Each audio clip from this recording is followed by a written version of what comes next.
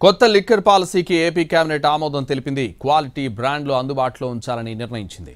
యావరేజ్గా 99 రూపాయల నుంచి మందు అందుబాటులో ఉంచాలని మంత్రిమండలి నిర్ణయించింది. భోగాపురం విమానాశ్రయానికి అల్లూరి సీతారామరాజు విమానాశ్రయంగా నామకరణం చేస్తూ కేబినెట్ డెసిషన్ తీసుకుంది.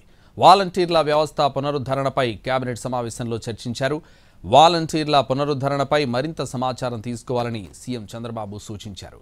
వాలంటీర్లు సచివాలయాలకు దినపత్రికల కొనుగోలుకు నెల ఇచ్చే 200 రూపాయలు రద్దు చేశారు. పోలవరం డయాఫ్రమ్ వాల్ నిర్మాణం సిడబ్ల్యూసీ సూచనల మేరకు పాత ఏజెన్సీకే ఇవ్వాలని డెసిషన్ తీసుకున్నారు. ప్రజారోగ్యానికి ప్రాధాన్యమిస్తూ స్టెమీ పథకం ప్రారంభించాలని తీర్మానించారు. ఆధార్ తరహాలో విద్యార్థులకు అపార్ గుర్తింపు కార్డులు ఇవ్వాలని నిర్ణయించారు. హోంశాఖలో కొత్త కార్పొరేషన్ ఏర్పాటుకు కేబినెట్ గ్రీన్ సిగ్నల్ ఇచ్చింది. వాలంటీర్లను సచివాలయాలను వివిధ శాఖల్లో కలిపేలా చర్యలు తీసుకోవాలని తీర్మానించారు. ఎంఎస్ఎంఈలకు క్రెడిట్ గ్యారంటీ కల్పించే దిశగా కేబినెట్ ఆమోదం తెలిపింది. 20 లక్షల మందికి ఉపాధి కల్పించాలన్న ప్రభుత్వ హామీ నెరవేర్చేందుకు ఈ స్కీమ్ ఉపయోగపడుతుంది.